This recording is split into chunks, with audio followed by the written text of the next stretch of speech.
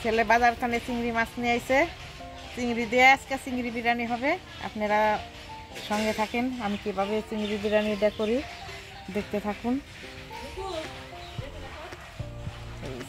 মাছটা, চিংড়ি মাছটা এখন কেটে নেব। কত বড় বড় ডানা হয়েছে, কেটে ছাড়িয়ে নেব। বিরিয়ানির জন্য বাঁশকাঠি চাল গ্যাসে চাপিয়ে দেওয়া হয়েছে। এটা সেদ্ধ হয়ে গেছে। এটাকে একদম সেদ্ধ করা যাবে না, যেহেতু পরেও আবার দম দেওয়া হবে, সেই কারণে অর্ধ সেদ্ধ অবস্থাতেই এটাকে নামিয়ে নেওয়া হলো। আর এটাকে এখন ঝরা দিয়ে দেওয়া হলো, যাতে ভাতটা ঝরঝরে থাকে এবং জলটা ঝরে যায়। এর মধ্যে পোলাও পাতা দেওয়া হয়েছে যাতে সেন্ট হয়। চিংড়ি মাছটা কেটে নিব।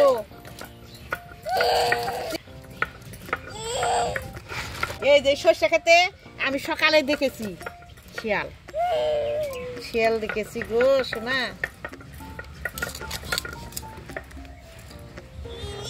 এদিকে বিরিয়ানির জন্য ডিম আর আলু সেদ্ধ করে নেওয়া হয়েছে। তো কাজু বাদাম পেঁয়াজ একসঙ্গে পেস্ট করে বেটেছি, রসুন কাঁচা লঙ্কা আদা, এখানে গরম মশলা।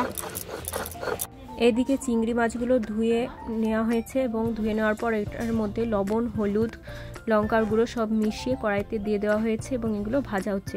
এরই মধ্যে আলুগুলো ভেজে নেওয়া হয়েছে এবং পেঁয়াজের বেরেস্তাটাও করে নেওয়া হয়েছে। আর চিংড়ির গ্রেভি করার জন্য টমেটো, ক্যাপসিকাম, ধনেপাতা সব কেটে নেওয়া হয়েছে। এদিকে বাড়িতে কিছু দেশি ছোট চিংড়ি মাছও ভেজে রাখা হয়েছিল, সেগুলো একসাথে এগুলোর সাথে ভেজে নেওয়া হচ্ছে। বিরিয়ানিটা আরও বেশি টেস্টি করার জন্য এইরকমভাবে চিংড়ি মাছ দেওয়া হলো। চিংড়ি মাছগুলো ভাজা হয়ে গেলে নামিয়ে নেওয়া হলো। এরপর ওই কড়াইটি উনুনে চাপিয়ে দেওয়া হলো এবং তেল দিয়ে তার মধ্যে শুকনো লঙ্কা, তেজপাতা এবং গোটা জিরে ফোড়ন দিয়ে দেওয়া হলো। এগুলি কিছুক্ষণ ভাজা হয়ে গেলে টমেটো কুচি, ক্যাপসিকাম কুচি এবং ধনেপাতা কুচি দিয়ে দেওয়া হলো।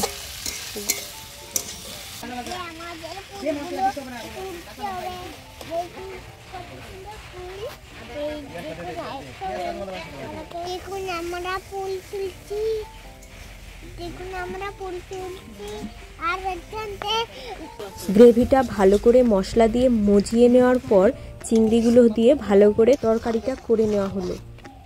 এখন বিরিয়ানির লেয়ার তৈরি করা হবে। লেয়ার তৈরি করার জন্য এইরকম একটা হাঁড়ি নেওয়া হয়েছে এবং ঘি দিয়ে ভালো করে হাঁড়িটা মাখিয়ে নেওয়া হয়েছে। তার উপরে বাঁশকাঠি চালগুলি এইভাবে স্তরে স্তরে সাজিয়ে দেওয়া হচ্ছে। এর ওপরে দিয়ে দেওয়া হলো কিছুটা পরিমাণ চিংড়ির গ্রেভি। পুরোটা দিয়ে দেওয়া হবে না, কারণ এর ওপরে আবারও লেয়ার করা হবে, তখন আবারও চিংড়ির গ্রেভিটা দিতে হবে। এইভাবে গ্রেভিটা দেওয়ার পর আবার কিছুটা পরিমাণ ভাত দিয়ে দেওয়া হলো এবং তার উপরে পেঁয়াজের বেরেস্তাগুলো ভালো করে সাজিয়ে দেওয়া হলো এবং তার উপরে দেওয়া হলো বিরিয়ানির মশলা। বিরিয়ানির মশলা দেওয়ার পর তার উপরে যে সেদ্ধ করে রাখা ডিম আর আলুগুলো রাখা হয়েছিল সেগুলোও সাজিয়ে দিয়ে দেওয়া হলো। এরপর দেওয়া হলো কেওড়া জল। তারপর আবার দিয়ে দেওয়া হলো ভাত। ভাতের ওপরে দিয়ে দেওয়া হলো চিংড়ির অবশিষ্ট গ্রেভিটুকু পুরোটাই দিয়ে দেওয়া হলো।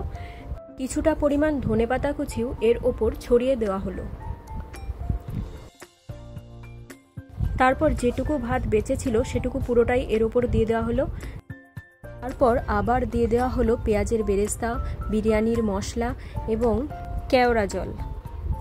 সব কিছু এর ওপর দিয়ে দেওয়ার পর দেওয়া হলো অল্প পরিমাণে মিঠা আতর। বিরিয়ানির লেয়ার তৈরি প্রায় শেষ। সবশেষে দিয়ে দেওয়া হলো লিকুইড দুধ।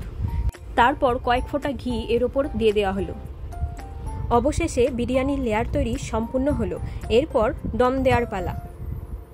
দম দেওয়ার জন্য কিছুটা পরিমাণ ময়দা জলে গুলে নিয়ে আঠালো করে মাখিয়ে নেওয়া হলো এবং হাঁড়ির সাথে এই ঢাকনাটা ভালো করে এইভাবে আটকে দেওয়া হলো, যাতে ভেতর থেকে বাষ্প বেরিয়ে না আসে। এইভাবে 20 মিনিট অল্প আঁচে বসিয়ে রাখা হলো। দম দেওয়া হয়ে গেল। এরপর হাঁড়িটা নামানো হলো এবং আপনাদের খুলে দেখানো হবে ভেতরটা কীরকম হয়েছে। এই দেখুন বিরিয়ানিটা কত সুন্দর হয়েছে। চিংড়ি মাছের তো দারুণ সেন্ট বেরিয়েছে। সব মিলিয়ে বিরিয়ানির গন্ধেই আমাদের অর্ধেক খিদে মিটে গেছে। ঘ্রাণেন অর্ধভোজনও কথাটি এখানে সত্য প্রমাণিত হলো। বিরিয়ানিটি আরেকটু সুস্বাদু করে তোলার জন্য এর ওপরে কয়েক ফোঁটা ঘি দিয়ে দেওয়া হলো। এরপর বিরিয়ানিটি এই বড় গামলাটিতে ঢেলে নেওয়া হলো যাতে পরিবেশন করতে সুবিধা হয়। সেই সাথে বিরিয়ানির সুগন্ধে চারিদিক ভরে উঠল।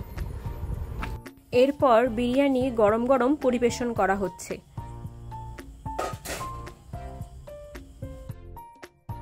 সঙ্গে পেঁয়াজ, কাঁচা লঙ্কা এবং শসা। বিরিয়ানিটি দেখতে যেমন সুন্দর হয়েছিল, খেতেও তেমনই সুস্বাদু হয়েছিল। আপনারাও এইভাবে বাড়িতে বানিয়ে খেয়ে দেখবেন, ভালো লাগবে।